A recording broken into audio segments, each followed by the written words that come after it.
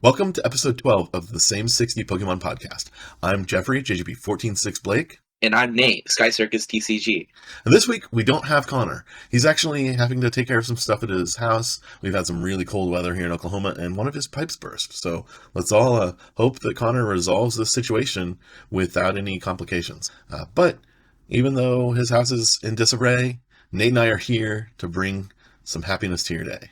All right, so to this week, we're going to talk about the Charlotte Regionals results. And I'm just going to throw out there biggest regionals to date. So usually juniors and seniors play and they just have one day of Swiss rounds and then they go into top 8 the next day. That's how it's been for ages and ages. This time in Charlotte, the seniors actually had a day 2. And the juniors were really close. They had 195 players. They needed about 30 more to trigger a day 2. So we're right on the cusp of triggering like day 2s for everybody, which is going to be crazy. Now, that said, Knoxville is the next tournament coming up, and it's a small deal compared to Charlotte. I mean, we're going to have 1,400 masters, so it's not like it's tiny by any means. That used to be record-setting numbers.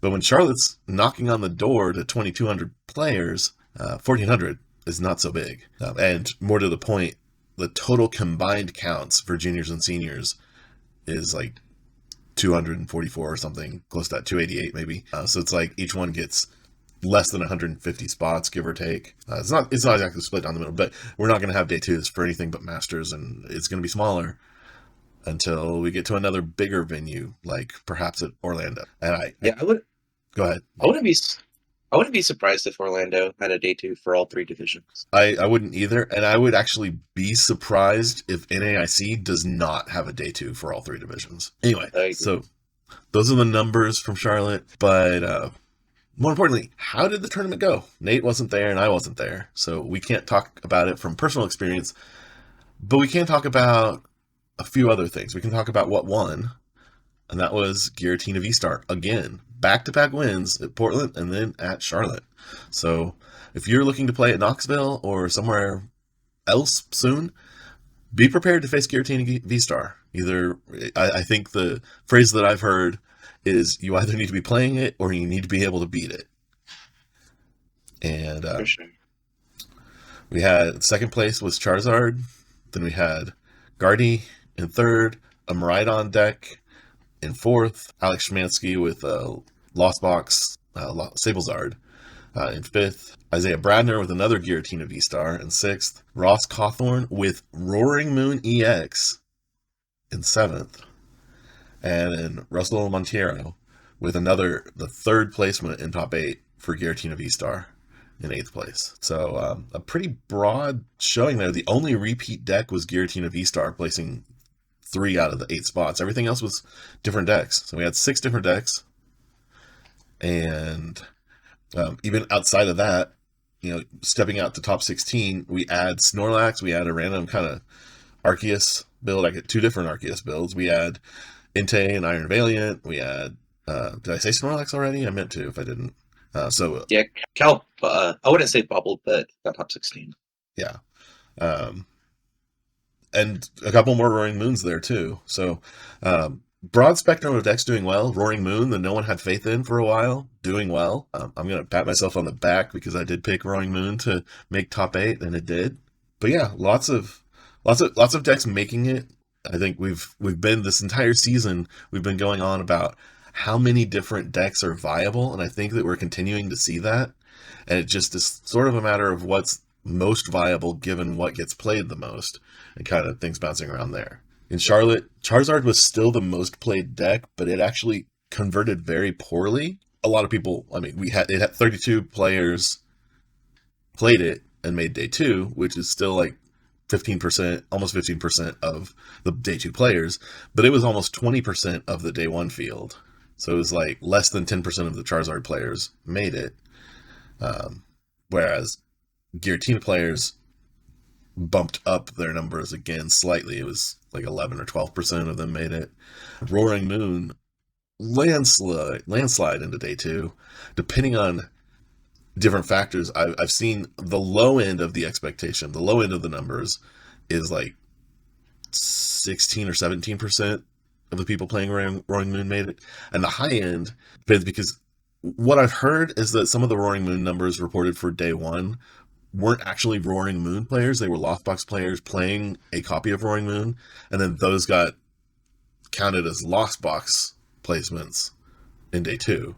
So it kind of shifted things. And if that's the case, then it was actually a much, much higher ratio of players making day two.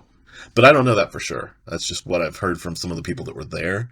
But it could have been as much as 25, 30, maybe even 40% of the people playing Roaring Moon made it to day two, which is phenomenal. I mean, the deck is firing off now that people are starting to zero in on good builds. Guardy actually converted better than Charizard, interestingly enough. So lots of people are playing Charizard because lots of them are still making it, but it's kind of a factor of the most played deck is always going to have a number of conversions, but you're starting to see like other decks that are not played anywhere near as often making it more like I wouldn't play Charizard going forward, I guess is what I'm saying, because a smaller percentage of Charizard players make it than players playing other decks. Now, we've covered what topped. We've covered my thoughts on the meta. Nate, do you want to talk about any of the results from like people that we know around here, around Tulsa? Yeah, I can. So we had a few people from Tulsa that went to Charlotte. Only one of them made day two, and his name's Aaron West. He piloted Giratina V-Star to a 69th place, leveling that nice top 64, but he got a top 128 finish, which he did not have. So props to him, and maybe hopefully going into EUIC, get a pretty good placement. Yeah, Aaron has been killing it this season. I gotta give the shout out. But yeah, I think we only had like 3 masters there this weekend, so 1 out of 3 making it to day 2 is still pretty good. But we also had some juniors that went. Specifically, my student Lincoln went, and he also went. I can't remember if he might have bubbled that top 64 as well, or he might have gotten top 64, but not. I can't remember. He did well enough that he got 50 points. So whatever that placement is, I think that's top 64. I think so too. But he did really well because, like I said, there was a field of like 200 players, which because it doesn't have a day 2 or a round 9 yet, it has almost as demanding a record as top 8 for Masters, in that, like, if you wanted to make top 8 as a junior, you could not lose twice. Even if you just lost once and got a tie, you were bubbling top 8 sometimes. It was that close because the numbers are so high that it's like on the edge of triggering an additional round. Now, speaking of top 8, my other student, the Cloth student that I think I've talked about a little bit down in Texas, his name is Ezra. And Ezra piloted Cloth not just to a top 8, but to a top 4 finish. So I'm very proud of Ezra there. He secured his world's invite with that finish, but he's not done. He's going to Knoxville. He's going to try to take Knoxville down, and I'm going to try to help him. So let's go. Now, he gets a clap for that one too. I think he gets a big clap. Once we see some of our masters making top 8s and top 4s, they'll get big claps too. Oh yeah. Yeah. So I'm excited about that too. And I'm going to throw out there, if you're looking for coaching, I have mostly worked with juniors and seniors thus far. So far, every year, every single student of mine has qualified for Worlds the year that I worked with them. So I can't promise that. We're late enough in the year. I can't promise that for this year for everybody. But I have a track record, and now we're seeing a month into my coaching, student that wasn't placing at regionals made top 4. So contact me if you want coaching. If you don't want coaching, but you just want to see more videos like this or other videos, because we have other things on the channel, you can subscribe because that helps us out a lot. Other than that, let's go ahead and jump into one point of discussion that I wanted to have with you, Nate. So this is kind of spawning from the Uncommon Energy podcast. Azul and Chip were discussing coaching and the benefits thereof. And also they flowed from that discussion into talking about how just working hard, once you have enough of an understanding of the game, that it's possible to just outwork your competitors and just get in more Like you still may want coaching. Azul even talked about if he was going to play a couple of decks that he hasn't spent a lot of time with, he'd even think about paying for coaching from someone that was topping regionals with, whatever archetype he was looking at. But aside from the coaching aspect, they both kind of agreed that if you were putting in enough reps to really get good and familiar with all the ins and outs of the game and of the deck, sometimes that could be enough to make you perform better than most players just in and of itself. What are your thoughts on that, Nate? I remember when he brought that up. He basically like when he was doing coaching said, "All right, put 50 games in a week." So if you don't get coaching, put 50 games in a week, and the more games you get in, the better you'll do. It's just when you go to bigger events, you have to have the energy, and you have to perform well. So like I have like when I first started, I wasn't that great, but whenever I met you, I was on a different scale. So I think coaching is like a huge benefit because the player I am now was not the player I was before. But playing, without coaching, it can be beneficial too. So let's talk a little bit about that number. I agree. I think coaching is huge. I mean, I also like unofficial coaching from Seagrove and from Rukan back in the day led me to jump forward in ways that I wouldn't have otherwise been able to do. And then after that, just working with Seagrove in that first kind of study group that we had with Team Same 60, as it were. But I think repetitions are very important too, getting lots of matches under your belt, exposing yourself to lots of situations. So you're right. Azul threw out the number of 50 games per week as a minimum of what he required of his students. Numbers wise, how does that strike you? Do you think 50 is too much? Is it? I mean, there's no such thing as too much necessarily, but do you think that's a minimum, or do you think less than that, or do you think you really need more than that? I mean, the more the better, but I'm just gonna be straight. Like I don't put in 50 games a week, but it can help players for sure to improve. It's like basically on average like 8 games a day a week, just not that bad. Yeah, I try to put in at least that many games, especially with all the videos I'm trying to put together for the different series that I'm running. I've always been of the opinion that you can't even fully understand a list until you've played it like 20 times. So I put in a good 50 games on each of the lists that I try to put out in my videos, and I think that gives me a good like base level to understand and explain the deck, given that I've understood the archetype well enough prior to even starting. So like with the Maridon series that I've been running, I have put in probably 150, maybe even 200 games of Maridon, just hammering out the different lists and figuring out what worked and what doesn't work for me. So I think I agree that that's reasonable. 8 games a day, like you say, isn't that difficult if you are in a situation where you can play just a little bit. Games are faster if you're playing on Pokemon Live, right?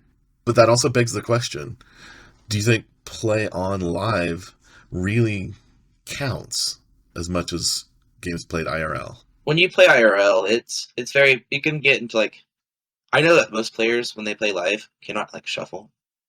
So like playing IRL can help you practice to pretty much shuffle because shuffling's one of the bigger things in the card game. Well, that's true.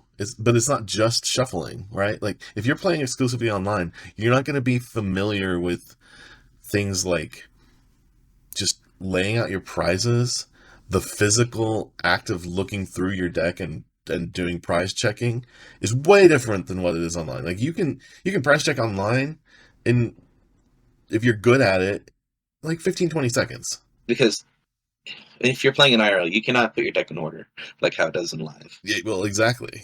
I mean, you can, but it takes time, and if you can't put it in like exact order and group all the cards. You can like maybe get all your energies together to do a fast count of energy, and maybe get all your Pokemon together and do a fast count of Pokemon. You're not going to be able to have everything 100% sorted on your first deck search and then get it all shuffled back That's just not feasible. Too much time. But I think that's an important exercise. And actually, separate from getting in games, anytime that I'm gearing up to play a big event live, I actually will spend a few hours practicing just prize checking. I'll shuffle up my deck, set out 6 cards, draw my hand, and then go through and prize check. And I want to get to the point that it takes about 90 seconds to identify all 6 prizes. That's my goal every time. I'd love to do better than that.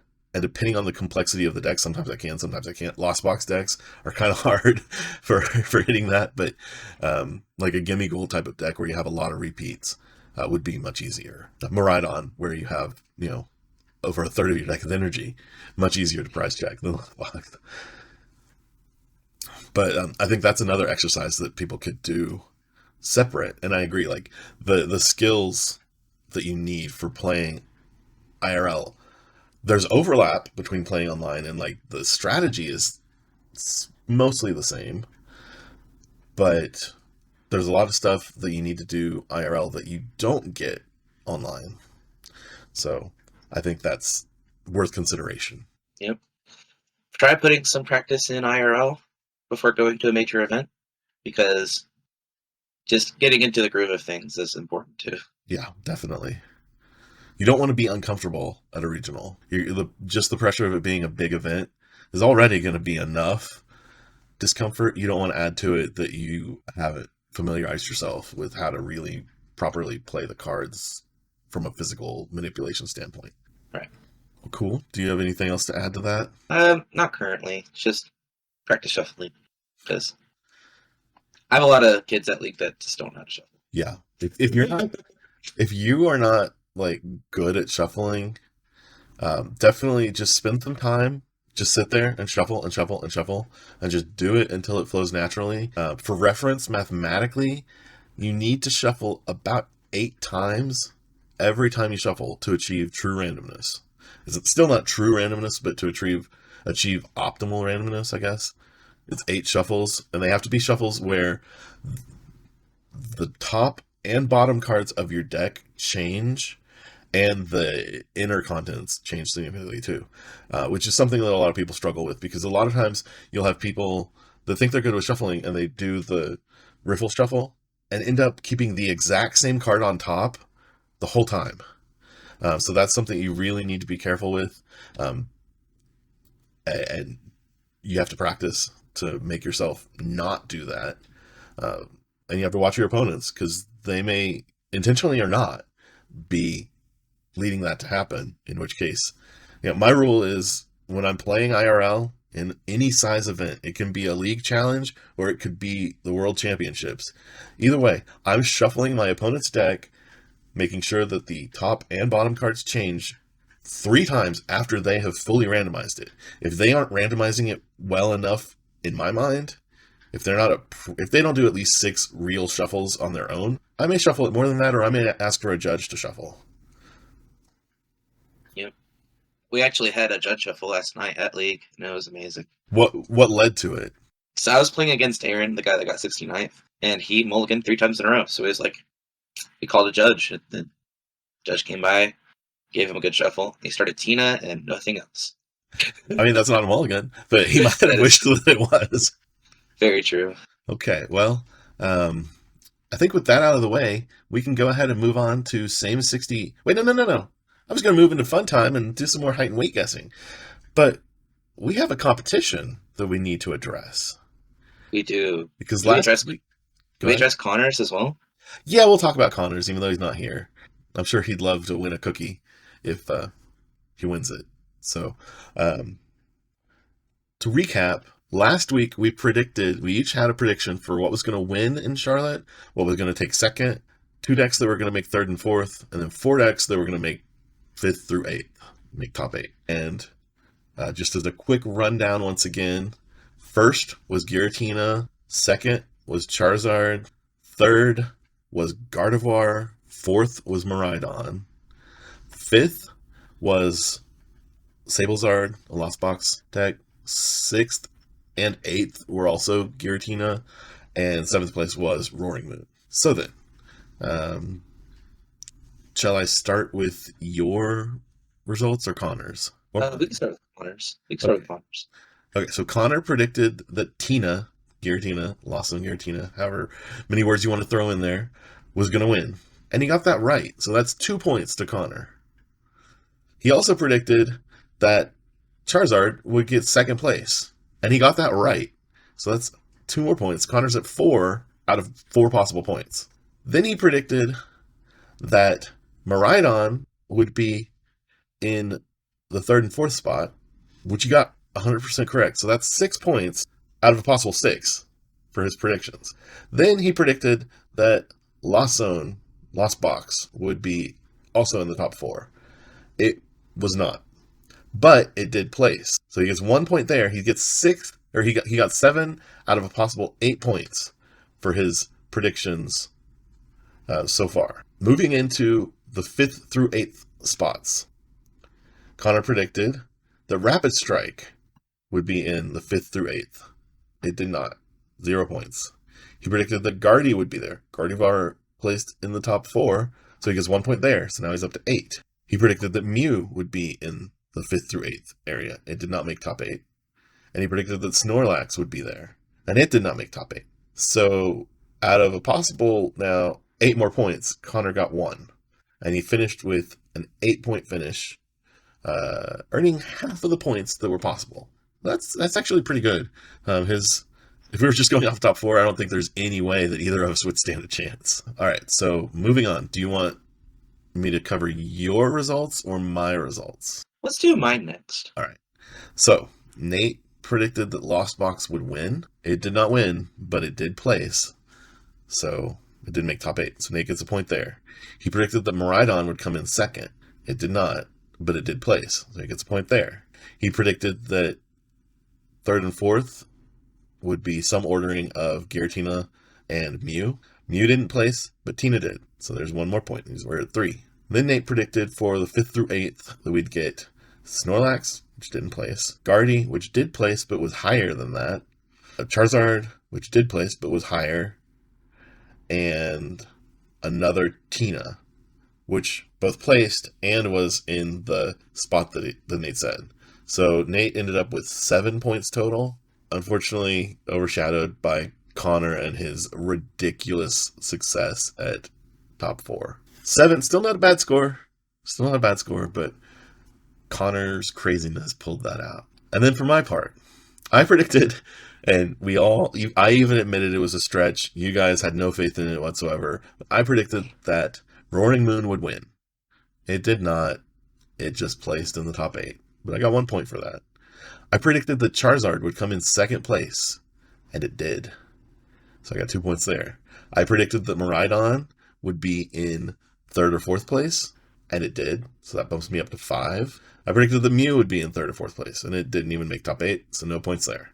I predicted that Gardevoir would be in 5th through 8th. It did place, but it placed in the top 4, so I only got 1 point there. I predicted that Snorlax would be in the top 8, and it did not place. Then I predicted that Giratina would be in the 5th through 8th spots, and it did, so that's 2 points. And I predicted that Lost Box would be in the 5th through 8th spots, which gives me 2 more points, finishing with 10 out of a possible 16, and taking Connor's amazing performance and just punching it in the face a little bit.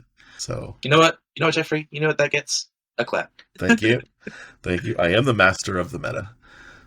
And I guess this is another reason that I can say, hey, if you want some coaching, I might be able to help. But enough of that, enough of self-promotion and grandizing. Now we're going to move into the same 60 fun time. This will be our last time to guess Pokemon height and weight. All right, Nate, I'm ready. Once again, we're opening a Paradox Rift pack. And I'm going to not let myself see enough of the screen to cause a problem. We'll click collect all. It looks like me competing with 4 different cards, Yeah, I think that's right. which is fine. Well, And we're both going against each other this week, right? yeah. And So the first one, I think we might have had this one before, but I don't remember it. Neither do I. Panseer. So the flaming monkey that is a basic. I'm going to find a piece of paper. Found it. And I'm going to write down my guesses. Let me get my piece of paper as well. Oh yeah, if you ever go to a big event, try to get a notebook. This one's a magic notebook I got from my local shop. Pretty good. Yes, notes when you're playing IRL, they help with. So we talked about needing to learn how to prize check. That's very important. But you also need to know how to remember those prizes. And the best way is to not remember those prizes. The best way is actually to write them down. It can be shorthand, like it can be, you can just write down a couple letters, enough that you know what it's talking about and can demonstrate to a judge that you're not like cheating, like that you're actually writing out meaningful notes. But that's a good helpful thing. You want to make sure also that you start with a blank sheet of paper every game, because otherwise that's well, not good. Make sure you show your opponent that it's clear that. Yep, empty piece of paper.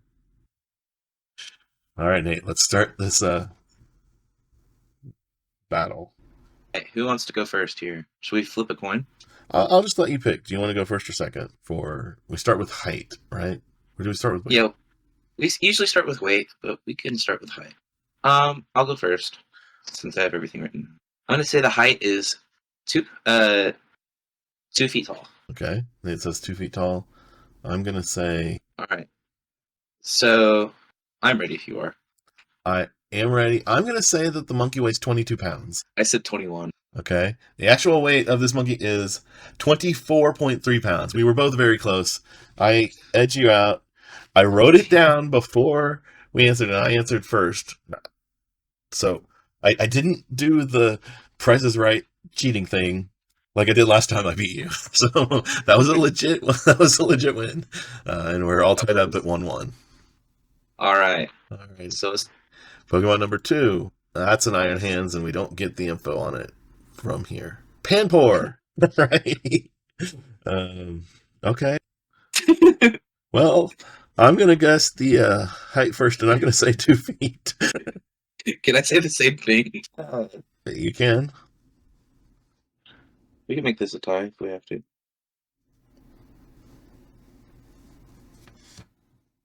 All right, I'm ready. Okay. Do you have the weight as well? I think so. Like, yeah, I do. You're right. Weight. Okay. I have it written down. Okay. So we both are saying 2 feet tall, right? Yeah. And then I said 24.3 pounds. I said 24.5. I don't remember the last one. Oh no! So this one's heavier. No. Okay. The last one was 24.3. This is 29.8. I guess he's like weighed down by the water. So now you're at freaking 3 points to my 1, all because of that 0.2 pounds. That's funny. And next, Jin Pao. Right. Ooh. Okay. This one's hard. One moment. My mom's asking me a question. Okay.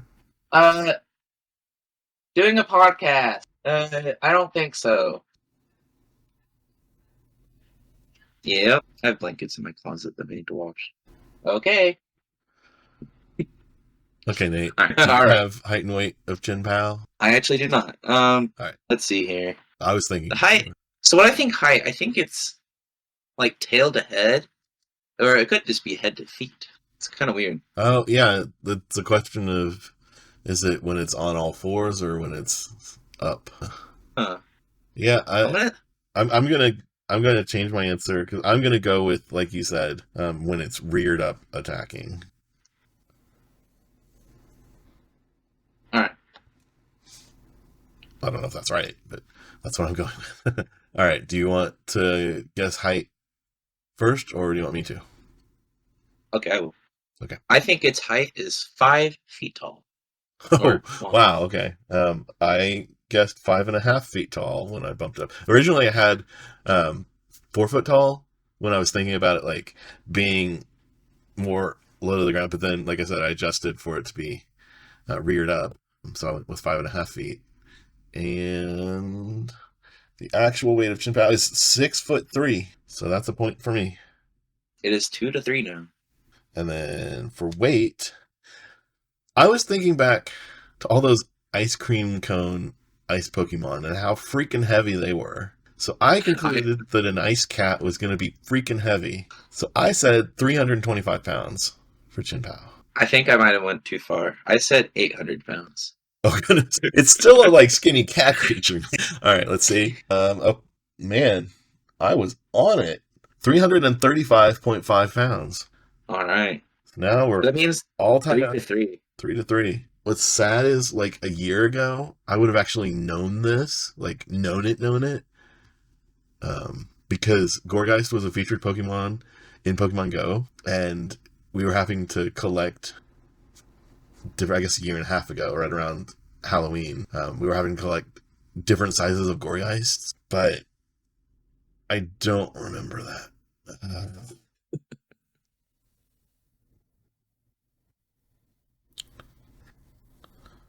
All right, I'm ready when you are.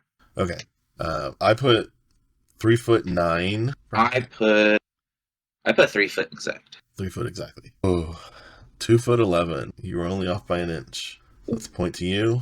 What did you have for the weight? I had 15 pounds. 15 pounds. I had 40 pounds. But I also thought that it was, almost a foot taller than it is, apparently. The actual weight is 27.6 pounds. Oh my god. That means you're closer, right? 27.6. So That's 13 from 40. No, it's not 13. It's 12.4. Right. And you said 15 pounds? Yeah. So that's 12.6. So I was closer by 0.2 pounds. All right. What do we do? We're 4 to 4. Tied up. I don't know how to settle the score. All right. I'm going to find a Pokemon. Got one around here somewhere. I'm going to also find a Pokemon. We can do this to each other. All right. First thing I find is a Pikachu. First thing I find is a Brute Bonnet. Okay. So we're going to add Brute Bonnet and Pikachu to the...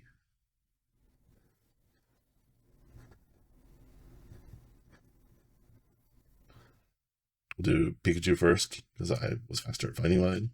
So is it just I that is guessing the Pikachu? I assumed we were both guessing it, but however you want to play this. But if you're just guessing it, then that doesn't make sense. You just automatically get the points, because no one's guessing against you. All right, cool. All right, so Pikachu. All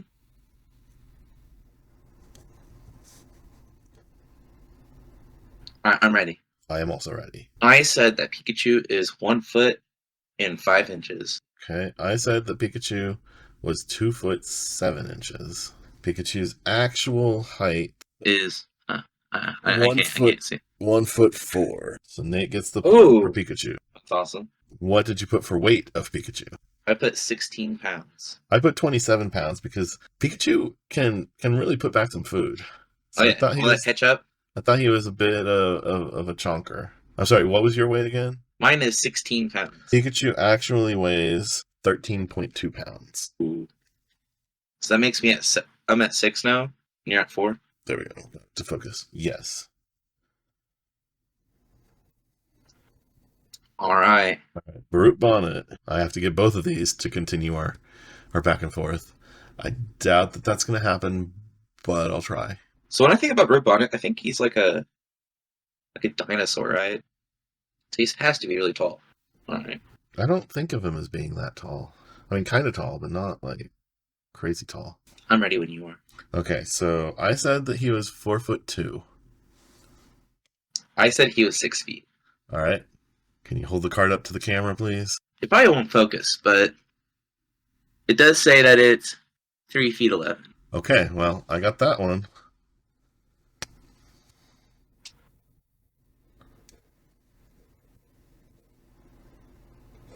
Okay, so I put for the weight 200 pounds. Oh, okay. I went with a fun number and just said 123 pounds. But hearing 200 pounds from you, I'm scared because I think he is pretty heavy. He's a hefty 3 foot, 3'11" or whatever it was. So I think you're gonna get it, but I said 123. All right, he weighs 46.3 pounds. What? Okay. Well, Now we're tied 6-6. Let's go I again. guess let's just do one more card. Okay. I know I have a bunch of Pikachus here, so they all weigh the same. In fact, they're all the same card. Do I have anything else right here? I'll look as well. I have a Metal Mew EX, but that's not. I have a Cresselia with Moonglow Reverse. Oof. I don't know if I want to have to guess that, but I guess that's what we're going with. Yeah. Alright, so Cresselia is the lunar Pokemon. You were able to look at that and not see the height or weight? Yeah. Alright. I'll trust you. So, okay, let's see here. It's a legendary, so it has to be kind of tall, right? I would think so.